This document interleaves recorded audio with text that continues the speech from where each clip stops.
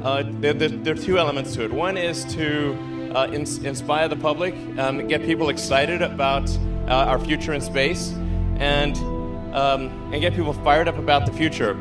There are so many things to worry about, so many things to be concerned about.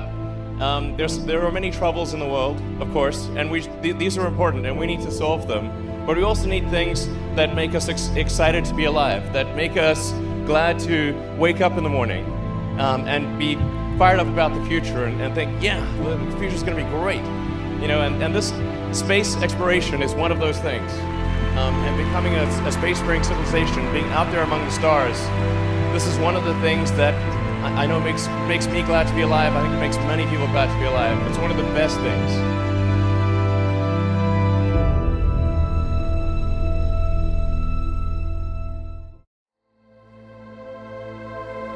We're faced with a choice. Which future do you want? Do you want the future where we become a spacefaring civilization and are in many worlds and are out there among the stars, or one where we are forever confined to Earth? And I say it is the first. The critical breakthrough that's needed for us to become a spacefaring civilization is to make space travel like air travel. With air travel, when you fly a plane, you fly that plane many times. And if you had to get a new plane every time you flew somewhere, and even have two planes for a return journey, very few people could afford to fly. Or if you could use a car only once, very few people could afford to drive a car. So the critical breakthrough that's necessary is a rapidly reusable orbital rocket. You have a structure that is also incredibly mass efficient. And then that all needs to come back to the launch pad and be able to be refilled with propellant and flown again very quickly, just like an aircraft.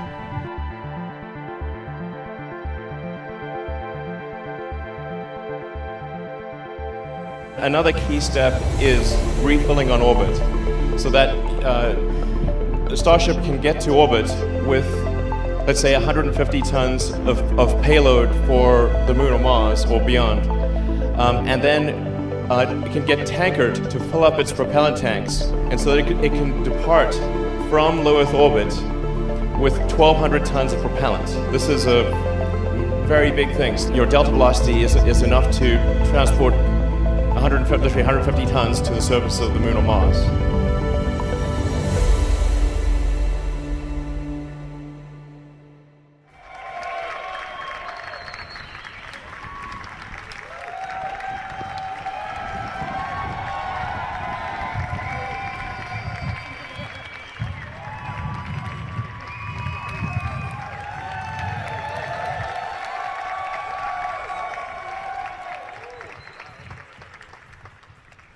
This is I think the most inspiring thing that I've ever seen, and I'd just like to thank the SpaceX team and the suppliers and the people of Boca Chica and Brownsville. Thank you for your support, and just like, wow, what an incredible job by such a great team to build this incredible vehicle. The first rocket we designed was the Falcon 1, which was that guy right there.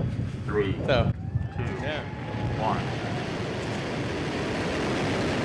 Lift off.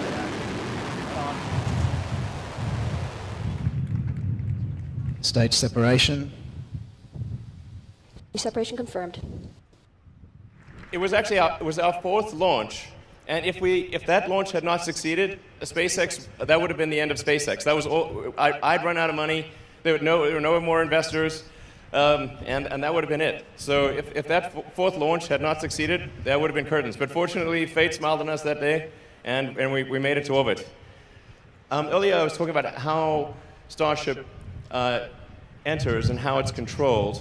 It's quite different from anything else. It's really falling, and so we're doing a controlled fall. So with a rocket, you're actually trying to brake. As opposed to, you're trying to create drag instead of lift. It's really the opposite of an aircraft. You want the most amount of drag that you can produce. There you go, see? Same thing. Look better with the hand? Okay. But it'll look totally nuts to see that thing land. Yeah, yeah, that'd be crazy. Wow.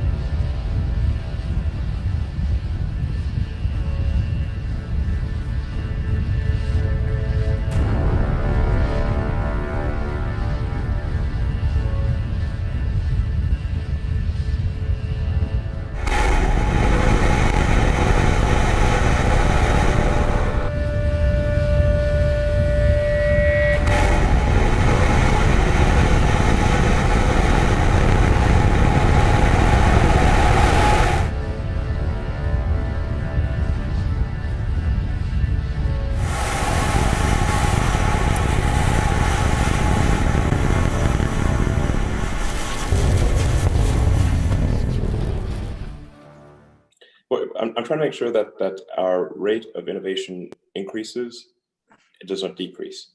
This is really essential. In fact, if we do not see something close to an exponential improvement in our rate of innovation, we will not reach Mars.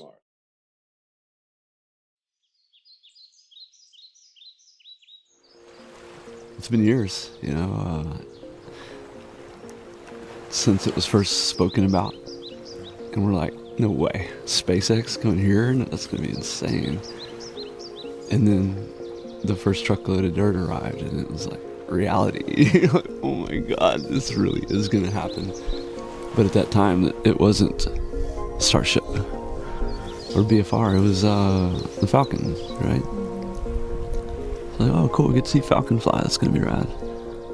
I don't think there's any Falcons coming here.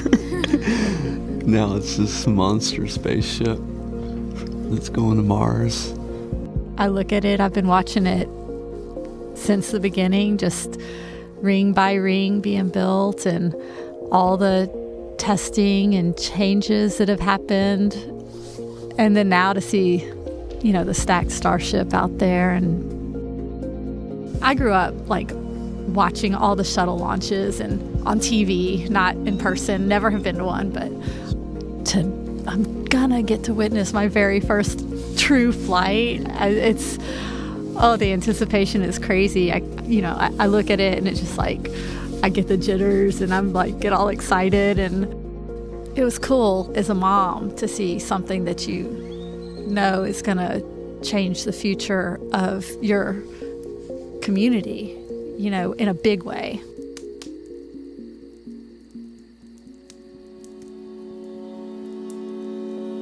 But SpaceX's lack of experience bothers some NASA legends, like Apollo astronauts Neil Armstrong and Gene Cernan. They've testified to Congress that the Obama administration's drive to commercialize space could compromise safety and eventually cost the taxpayers.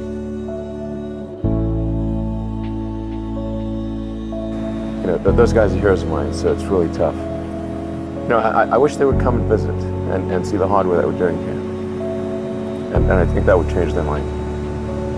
They inspired you to do this, didn't they? Yes. 1,400 engineers and skilled technicians work here, building engines, rockets, space capsules, creating mostly from scratch the thousands of components that are the guts of a rocket.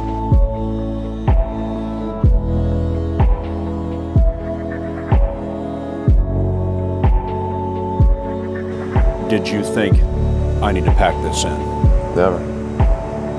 Why not? I don't ever give up. I mean, I'd have to be dead or completely incapacitated.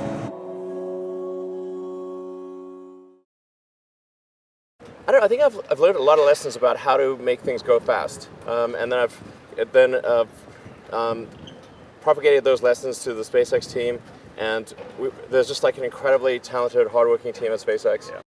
If a design is taking too long, the design is wrong, and therefore the design must be modified to accelerate progress. Right. One of the most fundamental errors made in advanced development is to stick to a design even when it is very complicated, and to not strive to delete parts and processes. Right. If somebody can explain, like, wow, there is a way to make your design better, this is a gift. Right. I would be like, thank you for this great gift. Wow, this is awesome. It's definitely, like, the worst thing would be, like, we want to do some dumb design and stick with our dumb design. Right. 3, 2, 1, ignition. We got liftoff.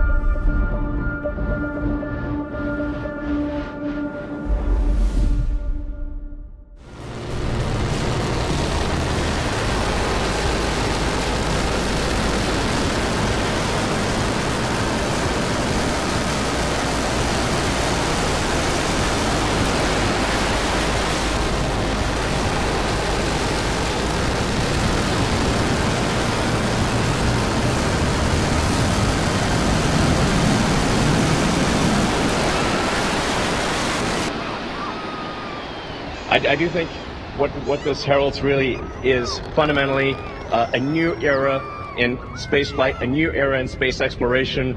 We're going to go to the moon. We're going to have a base on the moon. We're going to send people to Mars, and make life multiplanetary. And I think this day heralds a new age of space exploration.